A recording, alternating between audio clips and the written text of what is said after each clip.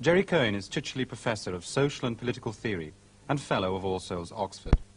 In tonight's opinions, he argues that capitalism deprives people of their rightful share in the world's resources and that it frustrates the satisfaction of fundamental human needs.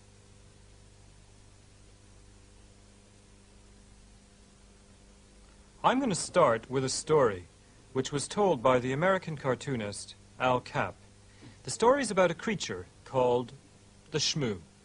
The shmoo was 10 inches high, something like a pear in shape, and a beautiful creamy white in color. It had no arms, tiny feet, and big whiskers under its nose. The shmoo had only one desire, to serve the needs of human beings, and it was well equipped to do so. Its skin could be made into any kind of fabric. Its flesh was edible. Its dead body could go brick hard and be used for building. And its whiskers, well, its whiskers had more uses than you can imagine. If you looked at a shmoo with real hunger in your eye, it dropped dead in rapture because you wanted it, after first cooking itself into your favorite flavor. Well, since they multiplied rapidly, there were plenty of shmoos for everybody, and they even looked good in the environment. Almost everyone approved of the shmoos. But some people weren't keen on them. The rich capitalists hated the shmoos. Since shmoos provided everything people needed, nobody had to work for capitalists anymore, because nobody had to make the wages to buy the things capitalists sold. And so, as the shmoos spread across the face of America, the capitalists began to lose their position and their power, and this made them take drastic action. They got the government to tell the people that the shmoo was un-American. The shmoo was causing chaos, undermining the social order. People weren't turning up for work, and they weren't going to the department stores to buy anything. Well, the government propaganda convinced the people, and the president ordered the FBI to gather the shmoos and gun them down. Then things went back to normal. But a country lad called Little Abner managed to save one female and one male shmoo. He carried them off to a distant valley where he hoped they'd be safe. "Folks ain't yet ready for the shmoo," Little Abner sighed. But Little Abner was wrong. Folks were ready for the shmoo. It was only the capitalists that weren't. The capitalists didn't like the shmoo because it gave people independence.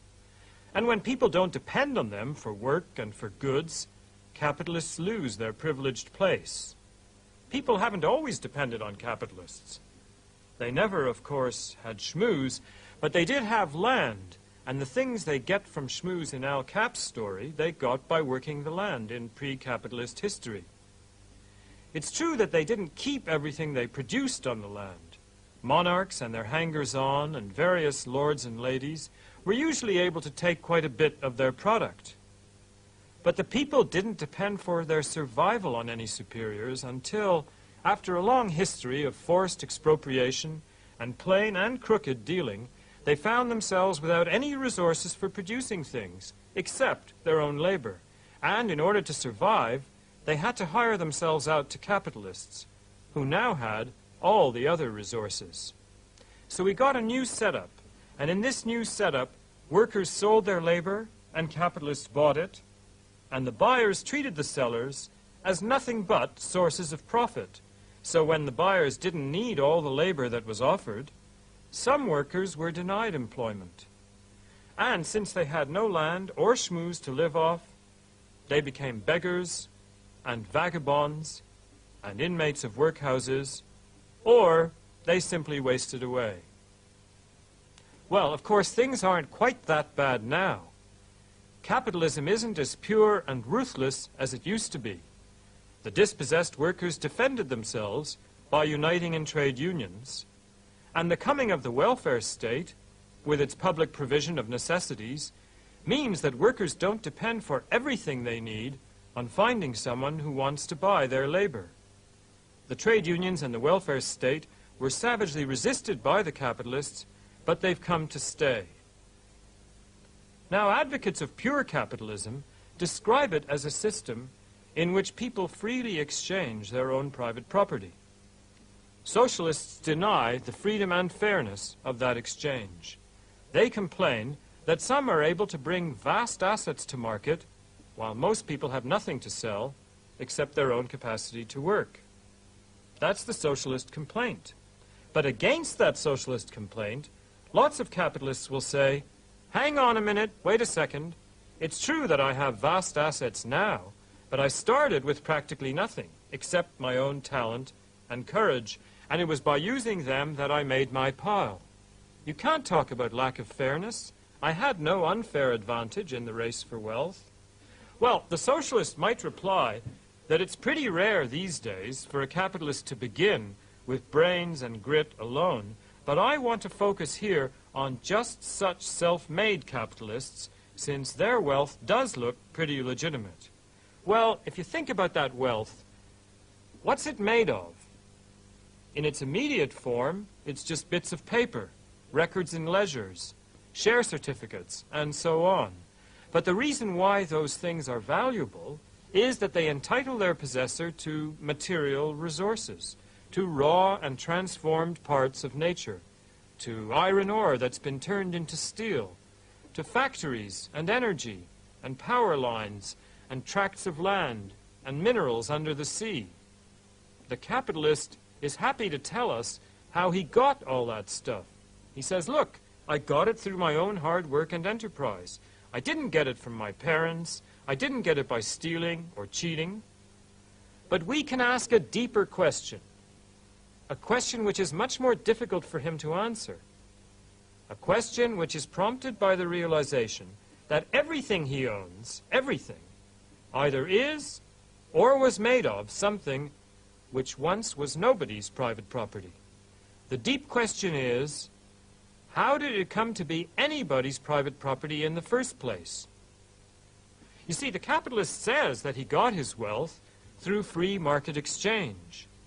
And that means that he's defending his title to it by invoking the title of those who transferred it to him. But I'm asking, what was the source of their right to it? The fact that they got it from still earlier owners? Well, that kind of justification can't go on forever. Eventually we're going to be pushed back to the very first private owners of land and the raw materials of nature. And they didn't get them from earlier legitimate owners. They simply took nature's resources. And I'm asking, what gave them the right, not merely to use the world, because that's okay, but to establish permanent, bequeathable private property in it, so that others could no longer use it freely? What gave them that right? The self-made capitalist explains how, through honest industry and straight dealing, he accumulated an enormous amount of private property. But why was there that private property to accumulate in the first place? No story about the exchange and accumulation of private property can justify the transformation of things into private property in the first place. The fact that the world's resources were once privately owned by nobody and then grabbed supports the socialist idea that they should be restored to the people as a whole. But now I want to look at a different line of defense of capitalism, which says, come on, forget about past history, let bygones be bygones, don't be obsessed with the misty origins of capitalism. It doesn't matter how capitalist property came into being. Whatever the origin of capitalism was, it's an excellent system, since even the poorest people do better under capitalism than they would in any other form of economy.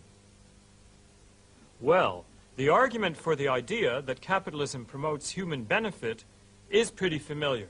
It goes something like this. Capitalist firms survive only if they make money, and they make money only if they prevail in competition against other capitalist firms. Since that competition is severe, the firm to survive has to be efficient.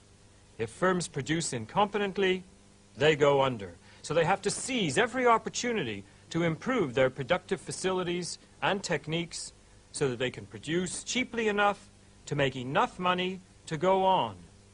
It's admitted in this justification of capitalism that the capitalist firm doesn't aim to satisfy people, but the firms can't get what they are aiming at, which is money, unless they do satisfy people, and satisfy them better than rival firms do. Well, I agree with part of this argument. Capitalist competition, it has to be acknowledged, has induced a remarkable growth in our power to produce things. But the argument also says that capitalism satisfies people, and I'm going to claim that the way the system uses technical progress generates widespread frustration, not satisfaction.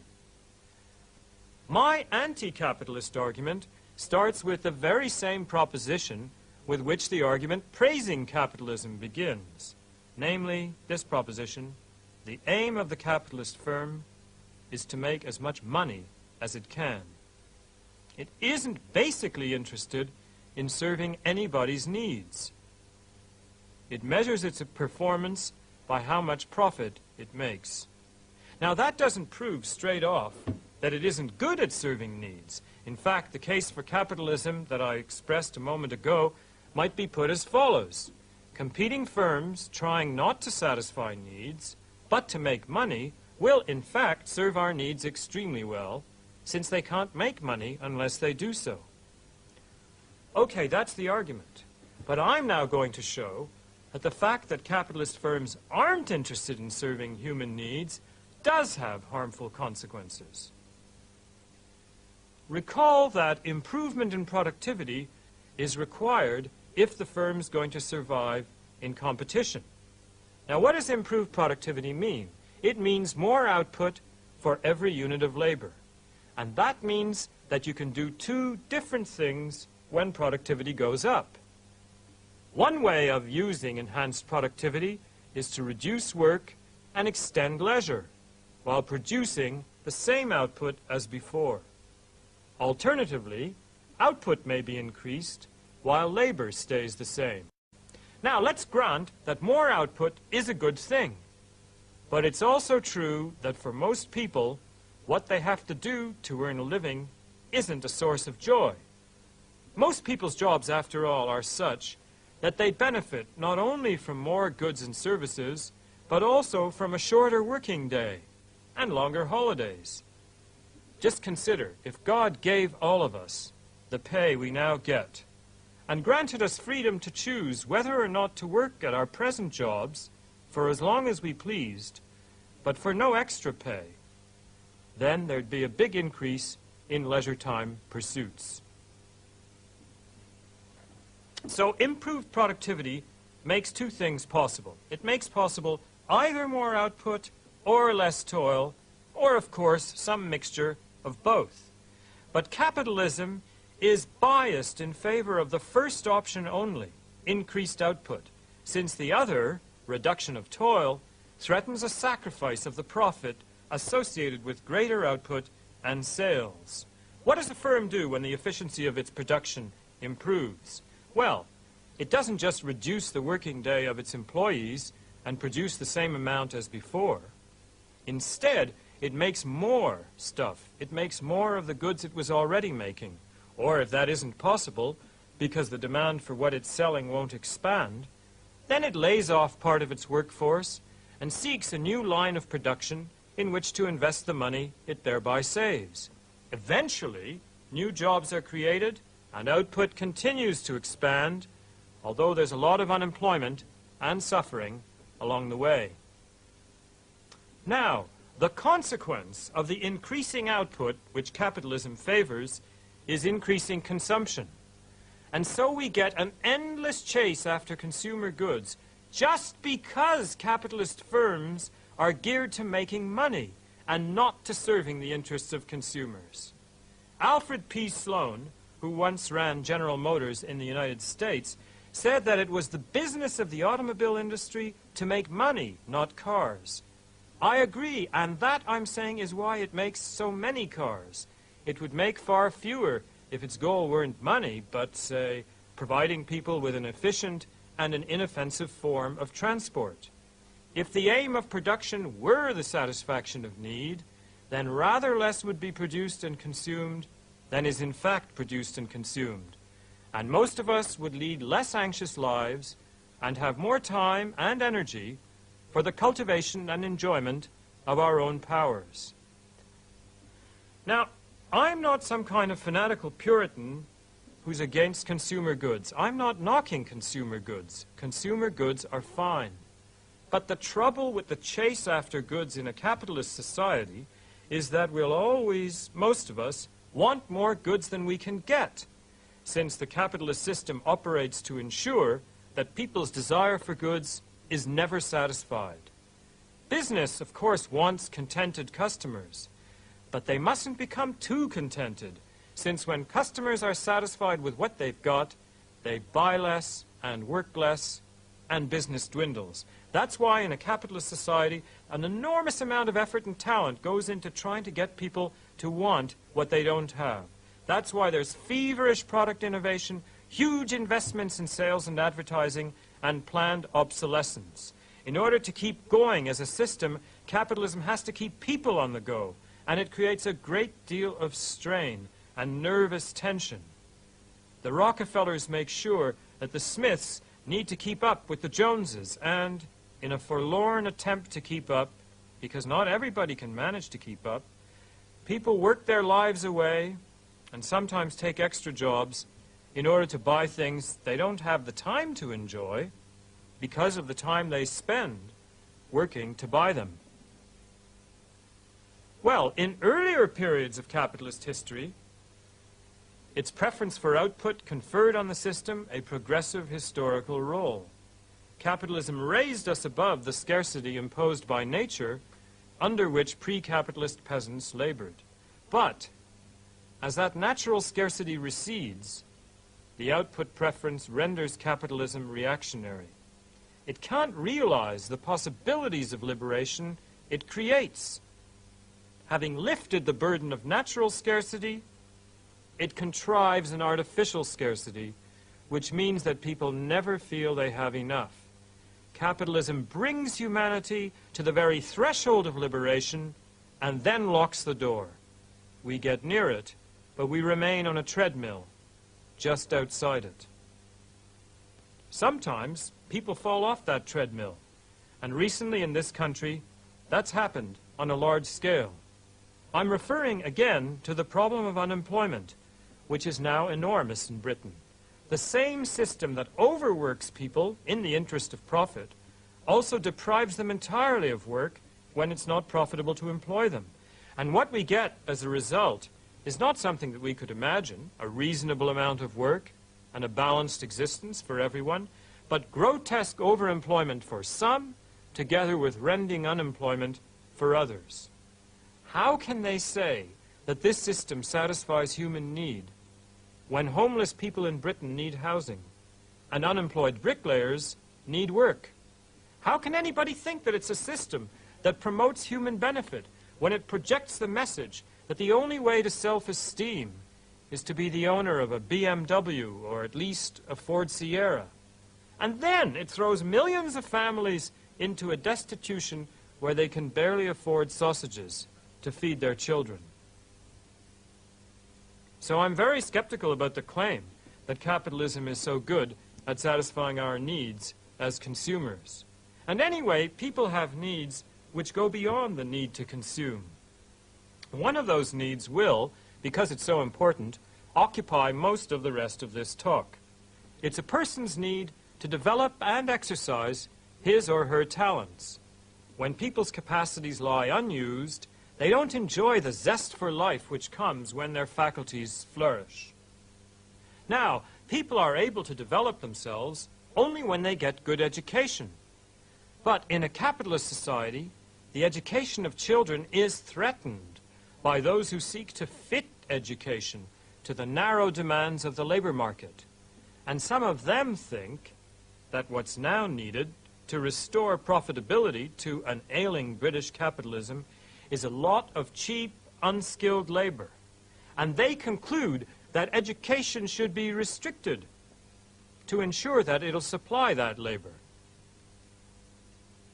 The present Chancellor of the Exchequer, Nigel Lawson, said in a speech a couple of years ago that we should now think about training people for jobs which are, as he put it, not so much low-tech as no-tech.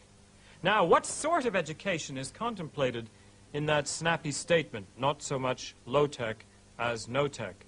Not an education that nourishes the creative powers of young people and brings forth their full capacity.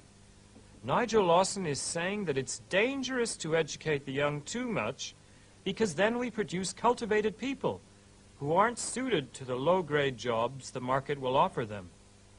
An official at the Department of Education and Science recently said something similar. He said, and I'm here quoting his words, that we're beginning to create aspirations which society cannot match. When young people can't find work which meets their abilities and expectations, then we're only creating frustration with disturbing social consequences. We have to ration educational opportunities so that society can cope with the output of education. People must be educated once more to know their place. That's the end of the quote. Well, what have we got here? Something very frightening. We've got a policy of deliberately restricting educational provision so that state schools can produce willing sellers of low-grade labor power. It's hard to imagine a more undemocratic approach to education. And notice that to prefer a democratic distribution of educational opportunity, you don't have to believe that everyone is just as clever as everyone else. Nigel Lawson isn't saying that most people are too dim to benefit from a high level of education. It's precisely because people respond well to education that the problem which worries him arises. You see, there's a lot of talent in almost every human being. You can see it in kids. But in most people, that talent remains undeveloped, since they haven't had the time and the freedom and the facilities to develop it. Throughout history, only a leisured minority have enjoyed such freedom on the backs of the toiling majority. And that's been unavoidable up to now. But now, it's no longer unavoidable. We have a superb technology which could be used to restrict unwanted labor to a modest place in life. But capitalism doesn't use that technology in a liberating way. It continues to imprison people in largely unfulfilling work, and it shrinks from providing the enriching education which the technology it has created makes possible. Some supporters of British capitalism disagree with Lawson's idea that there's a danger that people will get too much education. They say that what the market now needs is a better trained labor force. Well, whoever's right about that, I'm confident that we shouldn't stake our children's future on the hope that the capitalist market will need what's good for them. The educational system shouldn't be subject to the capricious demands of capitalism, and it shouldn't cater to the tendency of capitalism to treat enormous numbers of people as nothing but sources of profit, and when they can't be profitably exploited, as redundant and expendable, because that's what the capitalist firm does. Is it possible to create a society which goes beyond the unequal treatment that capitalism imposes? Many would say that the idea of such a society is an idle dream. Many would agree with the negative things I've said about capitalism, but they'd say, look, there's no point getting upset about it. There's always been inequality of one kind or another, and there always will be. But I think that reading of history is too pessimistic. There's actually much less inequality now than there was, for instance, 100 years ago. 100 years ago, only a few radicals proposed that everybody should have the vote. Others thought that was a dangerous idea, and most would have considered it to be an unrealistic one. But today, we have the vote. We are a political democracy. But we're not an economic democracy. We don't share our material resources, and most people in this country would regard that as an unrealistic idea. Yet I'm sure it's an idea whose time will come. Society won't always be divided into those who control its resources and those who have only their own labor to sell. But it'll take a lot of thought to work out the design of a democratic economic order, and it'll take a lot of struggle against privilege and power to bring it about.